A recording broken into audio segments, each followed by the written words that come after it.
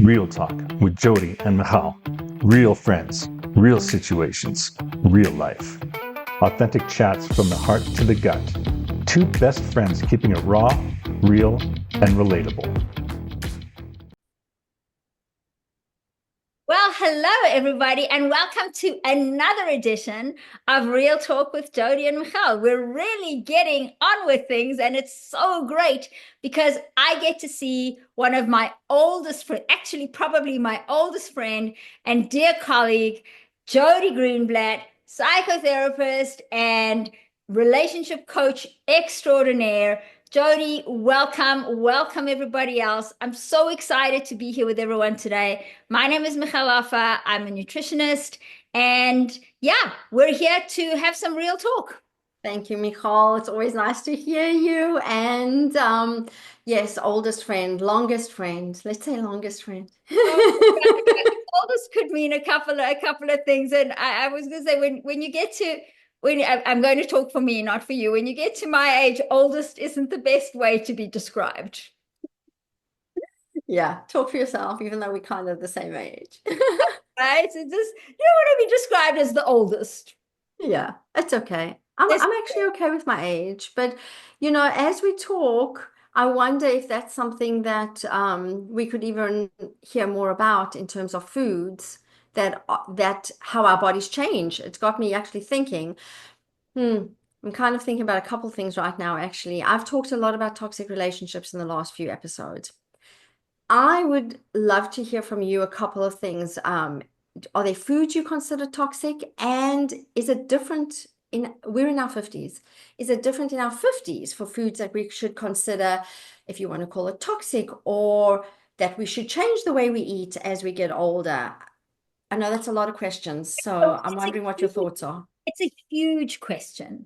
So, number one, I'm going to say when it comes to me, how I describe food, there are certain things that you buy in the grocery store. Everybody knows. I'm not trying to be moral. They're not really food. They're there, they're yummy. We can put them Mhm. in our mouth, but they don't really give us anything. We all know about them. We all can secretly have our favorites. We're not really gonna go into that too much. I like to divide food into two big categories, right? Because what does food provide us with? Food provides us with a few things. The Mhm. number one reason that we eat is to live. Mm. And some of us, live to eat, but the number one reason that we eat is to live. If you never ate again, you would die. Mhm. We need to consume certain nutrients so that our body can function. And the only place that we can get many of those nutrients is in other things that live on this planet, right? So food is nutrition. There Mhm. are foods that are very, very dense in nutrients, and there are foods that are less dense in nutrients. Man is amazing. Through our evolution, we have learned to manipulate our food to make it more nutritious. So even the advent of fire, right, uh, it was making meat and the nutrients in meat more nutritious. The advent, when we discovered that we can use stones and rocks and we can build arrows to kill animals, right? Or originally we were scavengers, that actually allowed our brains to grow and allowed us to stand up. There's some amazing stories about how older cultures, not even ancient cultures, learned how to prepare and process certain things that were inedible or that could actually cause harm and make them edible. These are the Like early what? kinds of What process. what was Corn. in coal? Yes, if you look at the ancient South American cultures and corn was their staple. Corn was what they ate when meat wasn't available. Corn was the other thing. And they learned, and one of the things with corn, I'm going on a bit of a tangent here, but one of the things with corn that we know is that there are enzymes in corn that prevent the uptake of certain nutrients like niacin. And so they learned there's this whole process and a word that I cannot say correctly, but how to ferment the corn and mash the corn and do all of that to make all of the nutrients in the corn bioavailable, including Hmm. niacin.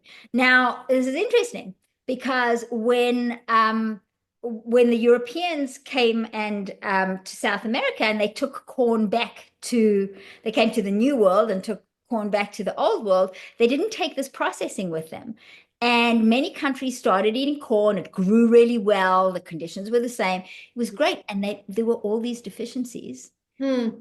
and death from nutrient deficiencies because the corn wasn't as nutritious anymore and they had to learn. So you'll notice if you ever look at certain types of corn or masa or corn flour, there's different words to describe how the flour has been produced. Now we have additives and preservatives and we can fortify and do a whole bunch of things, enrich and fortify and do a whole bunch of things to food, which is processing taken to the nth degree. But yeah, it's super duper interesting just as a way. Even beans, right? Beans or grains. Originally, if you went and ate wheat berries off the wheat plant, it's not edible, right? They will give you a belly, like it's not good, right? And we learned how to crush it and ferment it so that it was edible, digestible, and we could get some nutrients from it.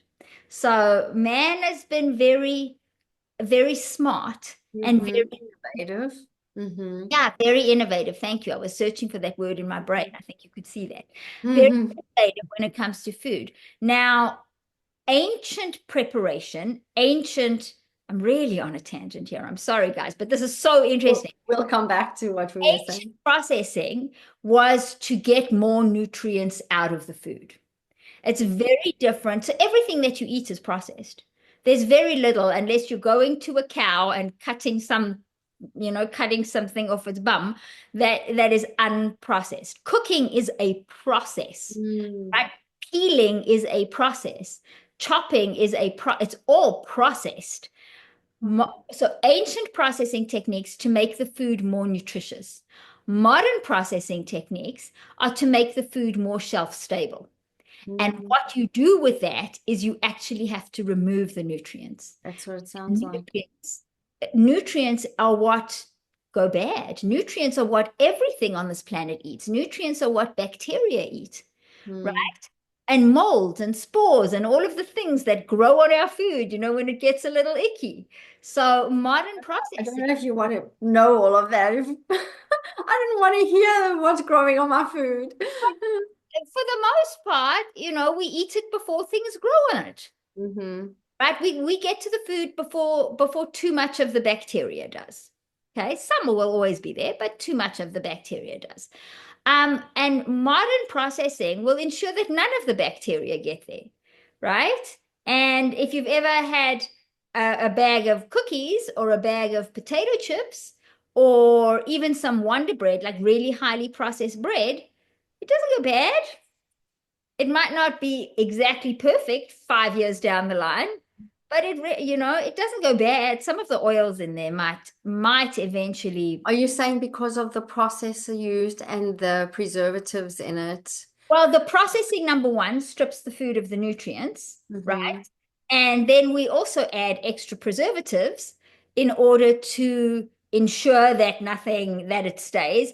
And Mm-hmm. then we often enrich and fortify because the food has no more nutrients in it. So we either add back some of the nutrients that were originally in there, fortify, or we add extra nutrients, Does like this orange juice with vitamin D, does right? this mean very simply just eating foods that are so you said everything's processed, but just eating an apple, eating a banana as it is not processed. That's It, the it's that's like the would that be the healthiest way to eat? So the healthiest, so again, remember I said food has a few components to it, and the first one is nutrition. So if Mm-hmm. we're focusing on nutrition, then we're looking at food that's made up of single ingredients or a couple of ingredients, Mm-hmm. right? So an apple, Mm-hmm. a chicken breast, Mm-hmm. right?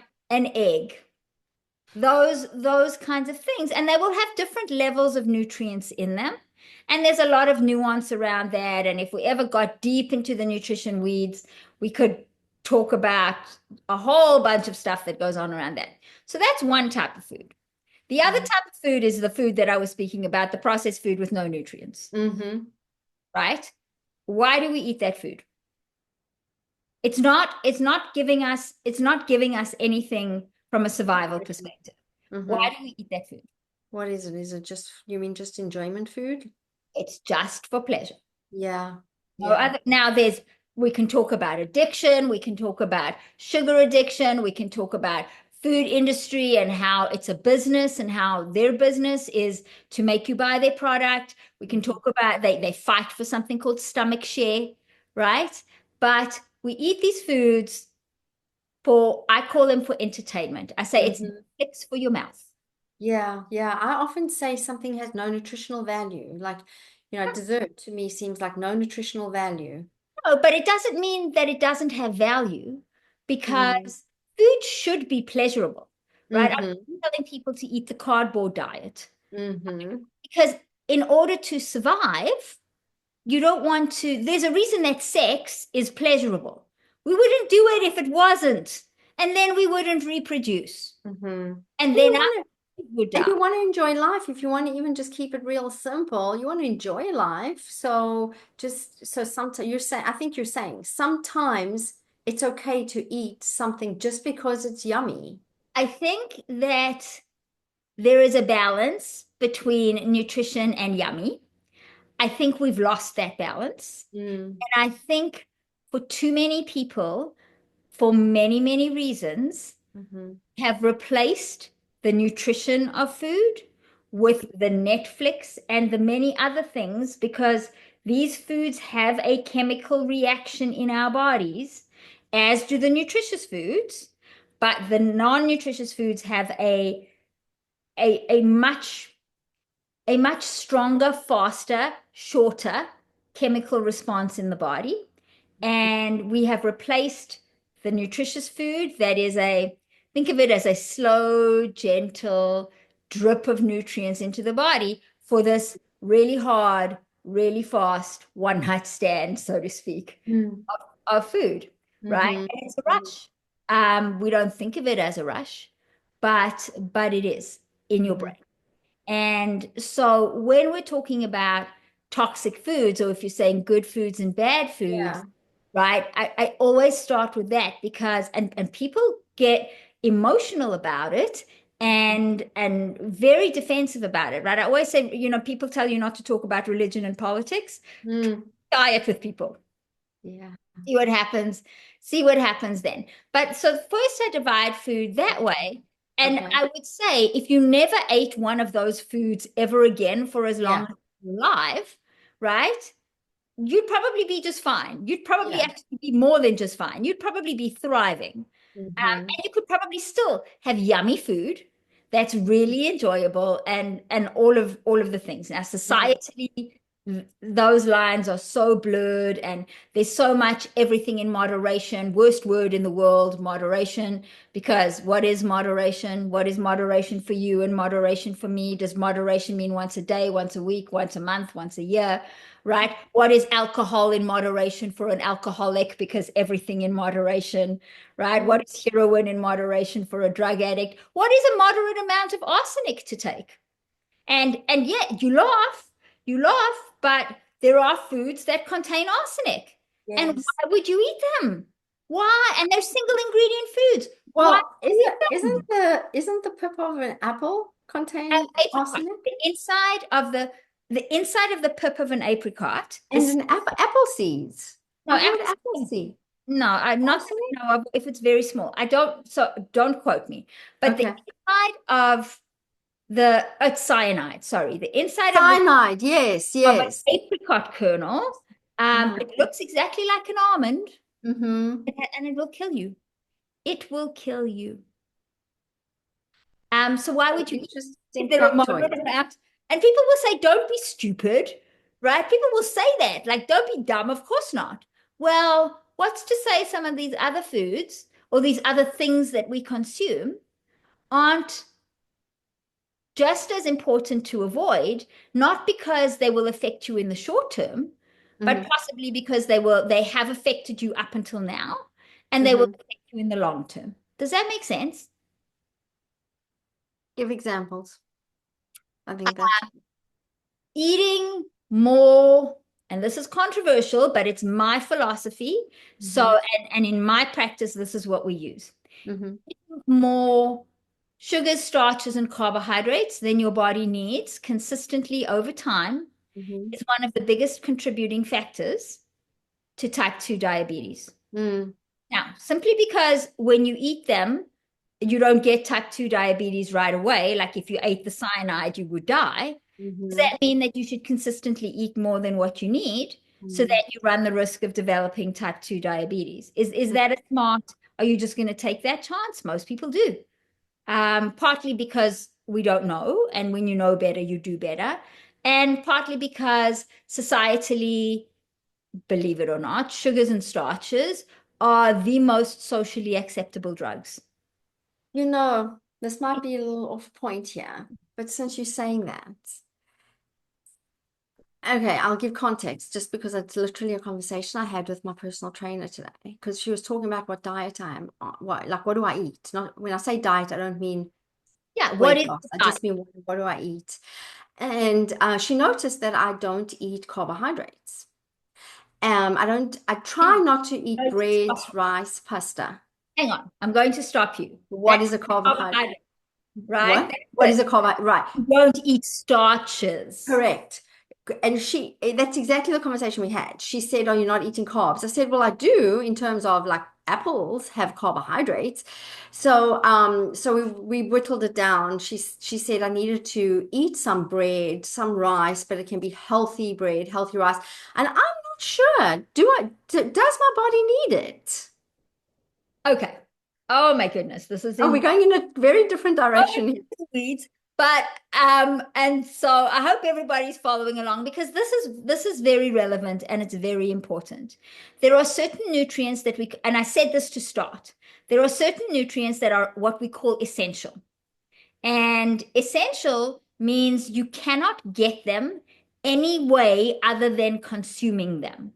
If your body gets all of its essential nutrients, it can make everything else that it needs.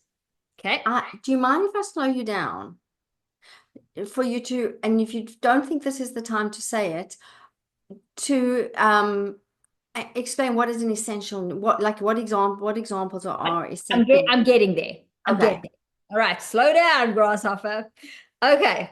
So understand that there are certain things we need to eat so that we can make everything else, right? It doesn't mean that we don't eat the other things because that can help. Then we don't have to make as much.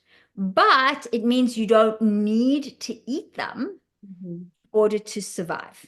Now, I need to be very clear about there are four, what we call macronutrients, four types of nutrients that we eat: proteins, fats, carbs, and alcohol. I'm going to leave alcohol on the table. That's a whole discussion for another day. And I'm sure you and I can have a long talk about that, good, bad, right, wrong, all of the things. Okay. What is a protein? People are very confused because of our dietary guidelines, which are challenging, I will say. And again, as I said, we can get into the weeds about all of that another day. Nutritionally, what we define a protein as is something where the majority of the calories of that food come from amino acids, which is what protein breaks down into. Okay. There are 9 essential amino acids and there are 11 non-essential amino acids. Amino acids are life. Everything on this planet is made up of amino acids. Everything in your body is made up of amino acids. Okay. So 9 essential, if your body gets those 9, it can make the other 11. Doesn't mean you don't eat the other 11 ever. It just means that your body can make them. And if you didn't get them, you'd be fine. Okay. The only foods that are defined as protein are animal product, meat, chicken, fish, fowl, all of the things that come from an animal, and eggs. Only things that are defined as protein. Other foods will have protein in. Mm-hmm. The broccoli has amino acids in it, Mm-hmm. but it is not a protein. The Mm-hmm. majority of calories from broccoli do not come from amino acids. Okay. This is very important because we're often told to eat a whole bunch of non-animal foods for our protein. And this will come back to another comment that I made earlier. Okay. Uh-huh. Just understand those are what are defined as protein. You can Okay. also do a protein powder, like those kinds of things where the amino acids have been isolated. Then that can be something more processed, and that's where processing can be okay depending on what you do. But we're getting too Yeah, nuanced. yeah, yeah, Then yeah. we have fats, right? Fats are oily things. So some foods contain fats, like an avocado, Mm-hmm. but an avocado isn't a fat, Mm-hmm. right? Avocado oil is a fat. Same Mm. definition. Majority of the calories come from fats. Okay. So those are oily things. There are good fats and bad fats. There are man-made fats and there are naturally occurring fats. Mm-hmm. There's lots of nuance and discussion and fights around fats. Don't want to get into that. Fats are oily things. Mm-hmm. Okay. So that's everything from olive oil to butter to tallow and ghee and coconut oil and avocado oil and cottonseed oil and hydrogenated palm oil and canola oil and soybean oil and margarine. Please don't ever eat margarine again. That's all I'm going to say about that. Anyway, those are fats. Okay. There are two essential. Now, we don't need a lot of fat every single day, but we do need some. And Mm-hmm. fat helps protein. Fat allows us to help some structure. It also moves nutrients around the body. There's certain nutrients that need to attach to fat in order to move. There are two essential fats. One is omega-6, the other is omega-3. You never need to worry about omega-6. It's in everything. If you're Mm-hmm. taking an omega-6 supplement, you really don't need it. Omega-6 is in absolutely everything that you eat. Okay. Tiny amounts, as I said, you don't need a lot. So it's there. Omega-3s, there's animal sources and plant sources. Plant sources need to be converted into the animal source. There's a lot of nuance around that. Omega-3s, so animal sources are fatty fish like salmon. Also, believe it or not, lamb and grass-fed, grass-finished meats are really high in omega-3s. We're not told that, but they are. Plant sources are things like flax or walnut or those kinds of things. I wanted to just say that nuts and seeds specifically, kind of, and depending on the dairy, kind of are the few foods, and these are the few foods that kind of tilt between proteins, fats, and carbs relatively equally. It's not a protein, it's not a fat, it's not a carb, it's kind of all three. And why is because they're actually all foods to make plants grow. Dairy is to make a small cow into a big cow, or human dairy, small human into big human. And nuts and seeds, all of them, whether it's a sesame seed, whether it's an almond, whether it's the seed of an apricot that will kill you, or whether it's wheat and barley and rye, they're all the seeds of plants. And the plants grow. And they need all three. Okay. So we've spoken about protein and we've spoken about fat. Are you clear about what's a protein and what's a fat? I think so. Okay, so then by default, everything else is a carbohydrate. Right. That makes sense. Yep. So everything from a lettuce leaf to a Snickers bar and everything in between is a carbohydrate. Ah, Means it a all breaks. lettuce. That was interesting how you said a lettuce leaf. You wouldn't normally think of that as a No, carb. but it all breaks down into glucose. At the end of Yeah. the day, whether it's sweet or not, whether Yeah. it breaks down into a lot of it or a little bit of it, whether Yeah. it has nutrients in it or not, whether it has fiber in it or not, it all breaks down to glucose. Okay. Okay. So Yeah. If it's not a protein or a fat, it's a carb. Okay. right. So what does that mean about the plant Stop. sources of protein, like chickpeas and lentils? What are Yeah. they? Yeah. Yeah. What are they? Yeah. I was going to ask. It's a carb. It's a carb that has protein in it, but it has more carb in it that breaks down into more sugar than into amino. Yeah, it's not a protein, it has protein in it. That's how you distinguish. And that's And considered a carb. So, okay, so I think it sounds like you're saying, I'm already getting carbs. You I'm don't not need starch for carbs. I'm not finished. There's more. That's what I said. It's nuanced, right? So, number one, do you remember that I said earlier, one of the biggest problems is eating more carbohydrate than you need? Yeah.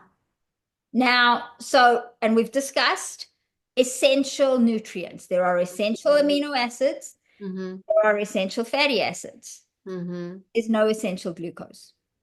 Mm-hmm. The body not to say that it works best when it does or doesn't work best when it does, Yeah. but your body can make all the glucose that it needs Mm. from a little bit of the protein that you eat and a little bit of the fat that you eat. Okay. Your body does this every single night when you're asleep, which is Mm. why you don't have to wake up every 2 hours and give yourself a snack. Right? Your liver is busy making glucose. There are a few things in your body that have to run on glucose. Glucose is fuel and fuel only. Fat can be fuel, but fat also facilitates function, as we discussed. Okay.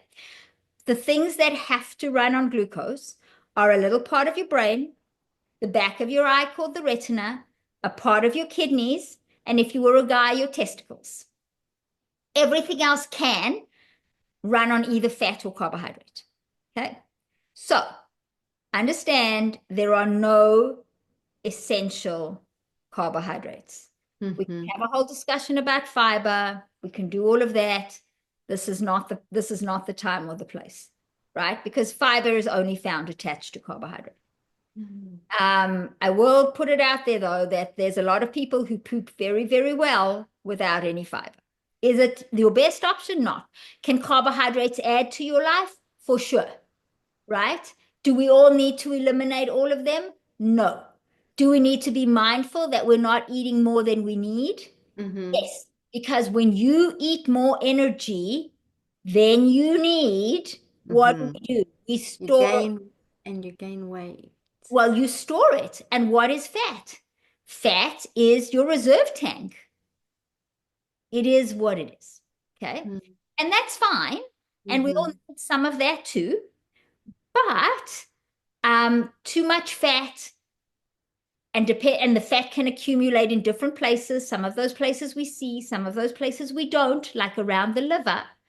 But eventually, your fat cells get so full and the fat starts to spill over, and there's a whole bunch of other downstream effects and too many carbohydrates in the bloodstream that can't move into the fat cells. And this is the stage for type 2 diabetes. Okay. How much carbohydrate do you need every single day? So Mm-hmm. simply to function, Mm-hmm. your body needs around 120 to 130 grams of glucose, of carbohydrate, every single day. I, How do you know how much carbohydrate is in a food? Well, number one, you look at the nutrition label, which isn't perfect, but it's the best we got. And you look at the total carbohydrate, not the fiber, not the added sugar, not anything, because we know all carbohydrate breaks down into glucose. mm-hmm. And you can work that out. Now, if you're working out a lot and you haven't trained your body to run on fat, you'll probably need a little more carbohydrate. If you're lifting incredibly heavy weights, and I'm sorry, I'm going to burst your bubble, that's not you. It's also not me. It's none of us. I'm talking about people who are looking to grow huge muscles, Olympic athletes, like really elite level athletes. They're often depleting. Our muscles are one of the storage places for sugar, for carbohydrates. And when your muscle works and works and works and works and works, it uses that glucose. And then as the muscle repairs, it replaces that glucose. It's called glycogen when it's stored in the muscle. It's called glucose when it's in your bloodstream. And so if you're working out incredibly heavy, most people find benefit from adding extra carbohydrate even if they've adapted their body to simply running on fats. So you don't need them, but they can help, but there's a definite balance, right? Number one, knowing how much you need. Mm-hmm. And number two, understanding that we love them. They're delicious, right? Carbohydrates are yummy. Yep. But understanding that they're very easy to overeat. Now, the second part of your question was, what about women who are older, that pre, post menopause Yeah. stage? And that is a whole other layer to things. Yes. Because as you know, men, so let's start with kids. Kids are growing, right? Kids need a lot of energy to grow. It takes a lot. Ask a bodybuilder how much energy it takes to grow, because as adults, we don't generally grow lean tissue, muscle and bone, those kinds of things. We just tend to grow this way. But unless you actively try and grow lean tissue, ask a bodybuilder how much energy it takes. It takes a lot, right? Kids need a lot of energy. Kids' digestive systems are totally different from ours because they're growing.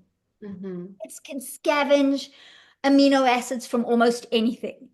You and I would really struggle, and actually most adults struggle, not to say that they can't or that they don't or that it can't be done, but most adults struggle to cleave the proteins out of the carbohydrates.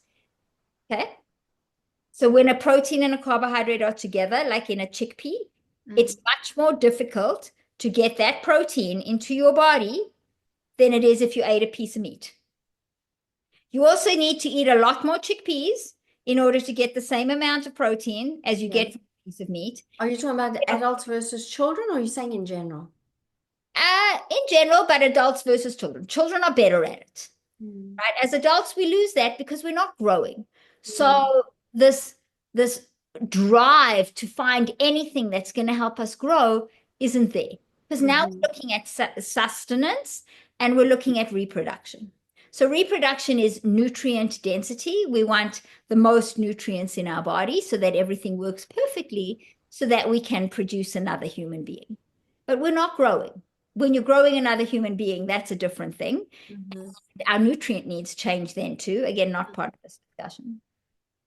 One of the things that estrogen helps us do as women is store energy in places that will, number one, make us, it tends to make us more attractive to men for a reason. And number two, so that we can adequately, nutritionally and energetic, like energy, not energy, woo-woo, energy on our bodies, support building a baby. And that means we're putting on weight on our hips and our thighs and our bums and our boobs, and that nice hourglass figure is estrogen. It takes our carbohydrates, our extra energy, and that can be fats as well, and that's where it stores them. And then estrogen slows down, and then it stops. And then what happens? Your body's like, well, I don't need to be nice and curvy anymore. And we start putting on weight like a man. And where do men always put on their weight? Always, from when they're young to when they're old. Around their bellies. Right? Look at most men. Yes, eventually the fat goes everywhere, like if you're looking at really, really big men. But most men get a belly, right? Like dad bod. And that's the fat that's actually bad for you. That's the fat that infiltrates your organs and your muscles more than the other fat. That's the fat that sometimes you don't even see because it sits around your liver and it squeezes your liver and it stops things from working properly. That's the fat that causes type 2 diabetes, which has downstream effects of highest risk for heart disease, type 2 diabetes, high blood pressure, type 2 diabetes, Alzheimer's disease, type 2 diabetes, right? What we would think of as dysregulated cholesterol, type 2 diabetes, obesity, type 2 diabetes, right? It is literally at the baseline of something called metabolic syndrome, which is part of all of our what we call non-communicable or chronic disease episodes in this country. And so as women, especially as we get into that peri, post-menopause phase, it becomes even more important for us to look at our nutrients and optimize our nutrition for our changing bodies. And that would entail what? And that means focusing on maintaining as much of our lean mass as we can. So muscles, bone, organ mass, right? And what is all of that stuff made up of? I told you earlier, protein, amino acids. So it's optimizing our amino acids, and ensuring that we're not consuming more energy, specifically carbohydrate, because that's the easiest one to overeat. Mm-hmm. It's the lowest hanging fruit. Yeah. More energy than we need so that we're not storing fat in dangerous places. Mm. So this puts a whole different spin on toxic foods because the answer is it depends. And Mm-hmm. although I don't like to use the word toxic when it comes to stuff that we put in our bodies, there are optimal choices, Yeah. there are less optimal choices, and there are suboptimal choices.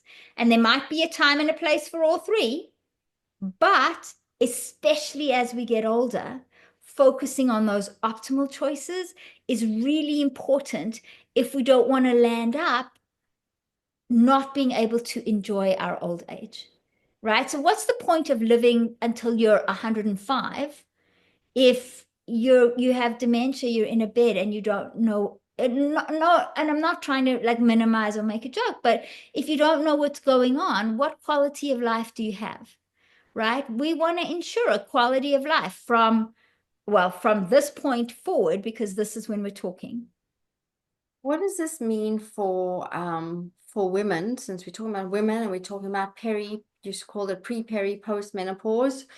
Um, what does this mean that women can take away from this in terms of, okay, this is what I should eat more of, less of, or what would be one or two things to take away from this More that they protein, can more implement protein, right away?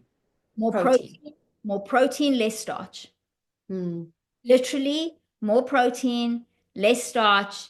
Be mindful of the fruit. And I say that simply because our modern fruit Mm-hmm. is, again, humans, smart. We've interbred it. We've made it fantastic that it's ridiculously sweet Mm-hmm. and ridiculously easy to eat lots of. Mm. We're not, we're told it's fruit and vegetables, right? Yeah. And it's not the same. We know that broccoli and potatoes are not the same, and a banana and broccoli are not the same either. Banana and potato are closer than banana and broccoli. So just something to bear in mind. Berries are your best choice. When But you say be careful about fruit, do you mean having too much because of the carbs, because the yeah, carbs it turns because of, into? because of the sugar and the Does fat. that make vegetables healthier than fruit? It means vegetables that grow above the ground. So if you think of non-starchy vegetables, Mm. yes. So these are a couple of tips I'm going to give. Yeah. One, learn to prioritize protein, right? Okay. How much Mm-hmm. do And you let's need? recap. So protein would be something that comes from an animal, so meat, chicken, fish, Egg. Even and something like eggs. cottage cheese or Greek yogurt, those dairies can be higher in protein. Dairy has sugar in it. It's called lactose. Mm-hmm. It's Mm-hmm. dairy sugar. Um, Mm-hmm. but again, remember I said more carbohydrate than we need. I didn't say no carbohydrate. Mm-hmm. Now, you can also use high quality protein powders like a whey or an egg white, or they do a beef protein powder now, a beef isolate, which doesn't taste like beef, it tastes like chocolate. Just be mindful of the ingredients and the Interesting. processing. If you do want to choose a vegan or a vegetarian protein powder, again, their absorption rate, how much protein so if it says you're getting 20 grams on the label, how much are you actually absorbing? Animal proteins, we tend to absorb most of it. Mm-hmm. Proteins, depending on where the protein comes from, not as much. Okay. Soy isolate is probably your highest absorbability, but I'm not such a fan of soy. Again, just my philosophies, my stuff. Um, but a good one tends to be a pea brown rice mix. A pea brown rice protein or a pea rice protein mix tends to work well if you're looking for a vegan or a vegetarian option. Mhm. Okay.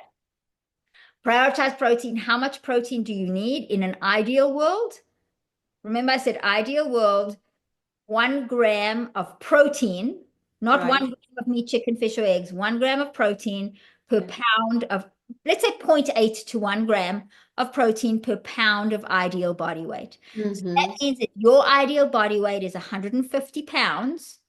you should be getting around 120 to 150 grams of protein a day. That's And a you're lot. saying ideal. So if a person's healthy weight is 150, but they weigh 170, you're saying they must go according to what is a healthier weight for them. Yeah, they're your ideal body weight, right? So it's not the weight you're at now, Hmm. it's your ideal body weight. Yeah. If they're the same, great. If you're looking to Yeah. lose weight, this will help. Yeah. Protein also Hmm. keeps you full because we don't store protein, just so you know. Hmm. So Hmm. it's a lot. It's a lot more than we've been told to eat. It's a Yeah. lot more than we do eat. Yeah. People find that this very challenging, but it works. And Just for people to be able to picture that, because you differentiated the grams of protein, you said not grams of chicken. So right. can is there a way you can kind of visualize, make us visualize how many grams in a chicken breast? And I know chicken breast can be Yeah. different sizes, or So how much.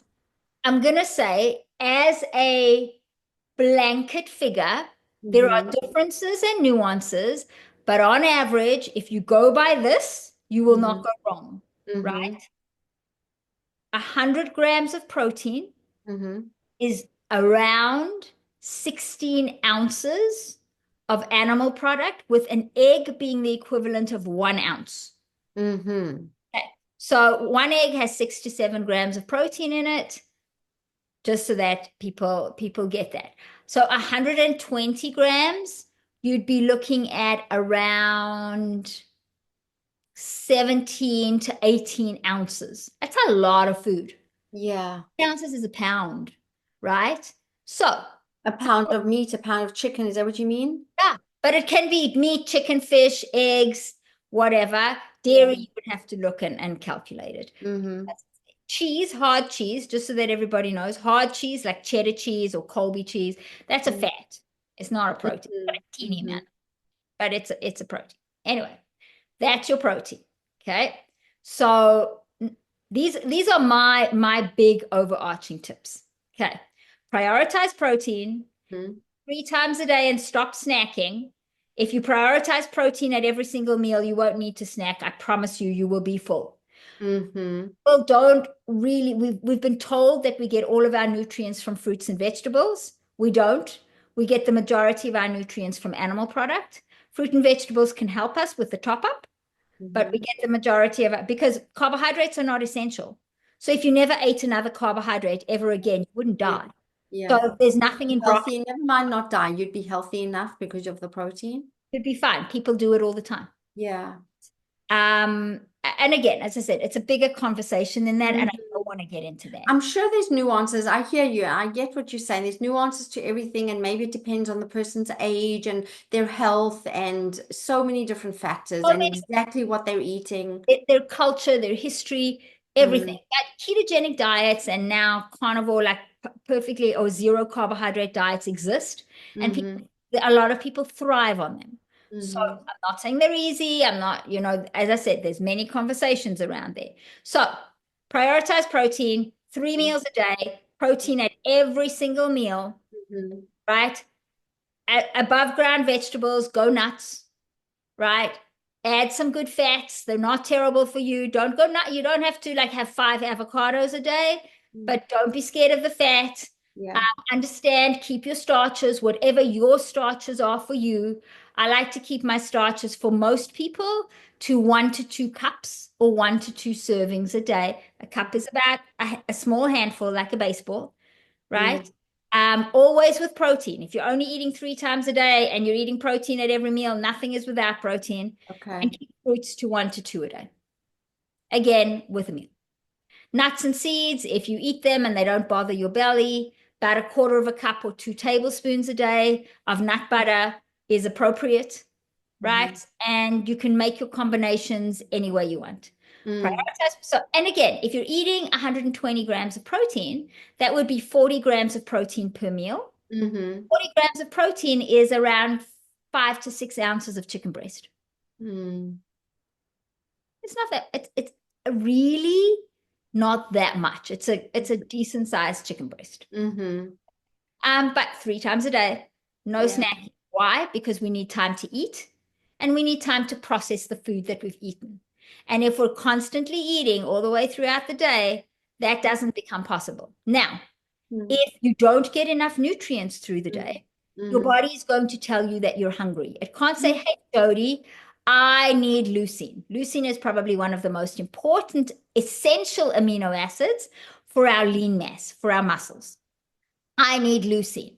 You didn't eat enough leucine today, right? And interestingly, if you eat 3 meals a day with a minimum of 30 grams of protein in each meal, you will get enough leucine. Just interesting. But so how does it tell you you need leucine? It says, Jodi, I'm hungry. What have we been taught throughout our history and the dietary guidelines and all of that? What do you have when you're hungry? Oh, have an apple or have a granola bar, right? Or have a muffin or a bagel. What do you think? What should we be having? Well, what should you be having? Where do you get leucine? Where do you get the majority of your yeah, protein. Yeah, a protein fat combo will do you much better. I would, again, another big tip, I would not eat carbohydrate alone. Number one, it's not filling or satisfying. Two, there's nothing there to help you absorb your nutrients. And number three, you run the risk of raising and lowering your blood sugar too rapidly. And that becomes problematic for appetite control. That becomes problematic for blood sugar control. And this is relevant to our previous conversations. That becomes very problematic for your brain and for your mood and for your disposition.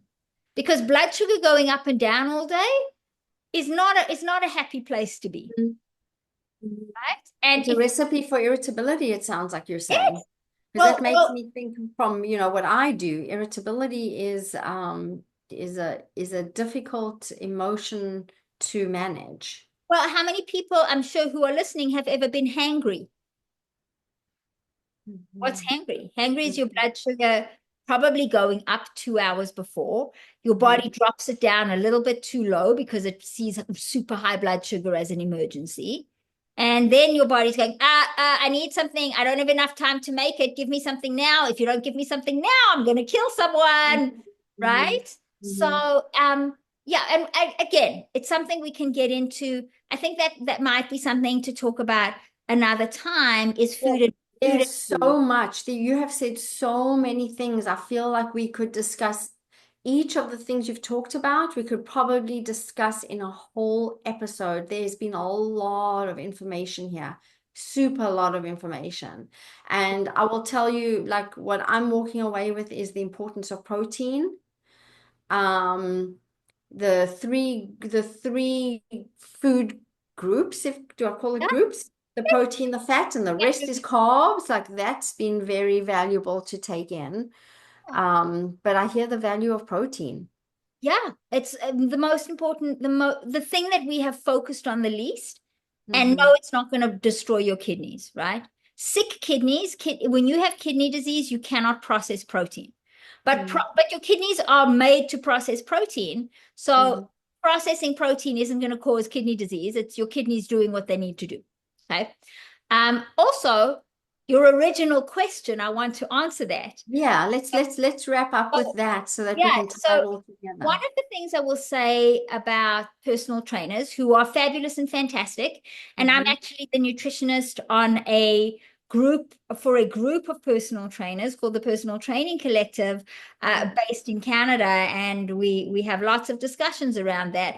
But personal trainers are very much bound by the nutritional guidelines that have been set by their government. And if you look at our nutritional guidelines right now, as I said, we can have a conversation about that, but we are eating enough protein to survive, not enough to thrive. That's what they tell us.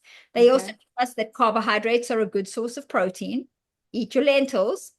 And that 60% of your energy intake should come from starches, not just carbohydrates, glucose-heavy foods, right? Grains, whole grain. And I needed to say, sorry, sideline. It doesn't matter if it's whole grain bread or Wonder Bread. It doesn't matter. It all breaks down into glucose. If it has 20 grams of carbs in it, it's going to break down into 5 teaspoons of sugar. Finished and done. Okay. Now, there's other preservatives and other things and the enriching and all of that we spoke about that's going to make a difference. But if your trainer is telling you to eat whole grain bread for the carbohydrate, I'm sure that they're great at personal training, but that is very misguided, right? It's still been processed. The wheat has been crushed. Even if you can see bits of it, it's been crushed and processed, and it breaks down into the same amount. If you're just eating it for carbohydrate, it breaks down into the same amount of sugar. If you do want to incorporate some starches into your diet, starchy vegetables are much more nutrient dense than grains. And the nutrients are more available. So a sweet potato would be a better option within that 1 to 2 cups in my world than So do you need carbohydrates? Number one, what we would look at is your recovery after a workout, right? Your body composition and your sleep and your general sleep and energy. If your sleep is disrupted on the days that you're working out, it might be worth adding in some starchy carbohydrate in the meal after your workout. Doesn't have to be right after, because we're not elite athletes, sorry, but in the meal after your workout, right? If you've been functioning fine and you feel like your recovery is okay, it doesn't take you 5 days to recover from leg day and those types of things, then you're fine, right? But understand you are still eating some foods and probably a significant amount of foods, especially if you're eating fruit, to supplement that 120, 130 grams of carbohydrates a day that your body needs to make. So you're making life easier for your body and for your liver anyway. Okay. So the answer isn't yes or no, but the answer is, how are you feeling, performing, and functioning right now? And if you feel that needs improvement, then it might be worth experimenting with some starch post-workout meal. Okay. And then you can see, does that help? Have I put on some weight from that? Right? Have I put on muscle mass from that, or does it feel like it's sitting on my belly? If you find that, oh, I actually feel much stronger and I'm noticing a little bit extra muscle development, then great. If you notice not, then not great. Then stop. But that would be my answer to your question. Yeah, the measure of it. Okay, yeah. Wow, Michal, there are so many different factors, so many. And I really do think I would want to hear in more episodes more detail about various things that you've said today. That was a lot. Yeah, it was. And as I said, if you're taking anything away, protein, 3 meals a day, always with protein, no snacking. Yeah. Become mindful of your starches. Yeah. Become mindful. Summary. I love that summary. That's really helpful to hear. Good. Thank you so much for that. Oh my gosh, that's a lot. That's a lot of learning. I've learned a lot. And I hope everybody's stuck with us. And if you have any questions or comments or want to bite my head off, there's the comment section for that, right? Ask the questions. Absolutely. We really love your questions and we love to answer your questions. Absolutely. Yeah, this is all about creating a community where we can just be like open and upfront and honest and no judgment, just talking about it, right? Because there isn't one way to skin a cat. At the end of the day, there's not a right way. I mean, there are some, but for the most part, there's not a right way or the wrong way. It's the way that works best for you and your life. And whether that's with what you do or what I do, that premise really applies. Absolutely. I love that. I think that's so true because everybody's different. Everybody's needs are different. And so, yes, we all, from my perspective, from what I do as a therapist, as a coach, yes, everybody needs to live the life that works best for them. I'm so passionate about that concept. Otherwise, it's not, we only get one. We don't get the do-over, sadly, or not sadly. Right, we only get one. All right. Well, thanks for sticking with us, everybody. Jodi, always the best part of my week is to talk to you. I love it. And catch us again next week. Okay.